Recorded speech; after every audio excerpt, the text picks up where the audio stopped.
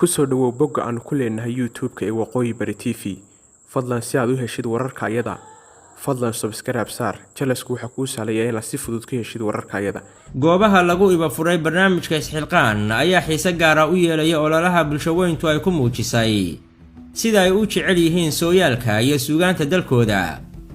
si haddaba taas aan u sifayno aan salaamada guriga hooyooyinka kor u qaadno oo u baxno fiinta sare ee aqalkaas oo aan saafno surad maskaxeedka qadiimiga ah ee goobahaasi ay leeyihiin. egas fiyooro weeye halkaasi waa hoygii fanaaniinta waaberi goorya ayaanba ay ku falki jireen hidde iyo dhaqanka soomaalidu ay leedahay. sii soco, halkanina waa qalfooftii madxafkii qaranka. ka soo horjeedkiisana waxaa kaa qabanaya maktabaddii qaranka oo qaawan. bartankeedana waxaa ku yaal taalladii xaawataako oo tabaalaysan.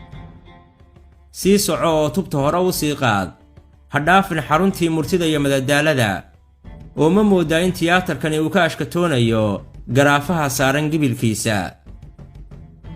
haddiiba uu hadli lahaa tiyaatarka qaranku sow waayo iyo waxtarkiisii ummadda dib umuu xasuusiyeen. sow mar kale haddii la dayac tirana wacdaraha uu dhigi lahaa ma uusan wariyeen. qarnigan gumaysigii jabhadaha qasayeen nooc kastoo gumaysi ha ku quusto qisadan murtida abwaanada horseed ee 77 bal maqal haddaba majaajiladii haye abaar haysto qof noolo oogadiisa cunayo haddii uu ka yidhaahdana awoodii u xanaaqo. anigu waan jidhidhconaya adiguna waad ila jidhidhcontan ha yeeshe waxa weeyaan golaha murtida iyo madadaalada national theatrka miyaan idhahda adaa garan doona.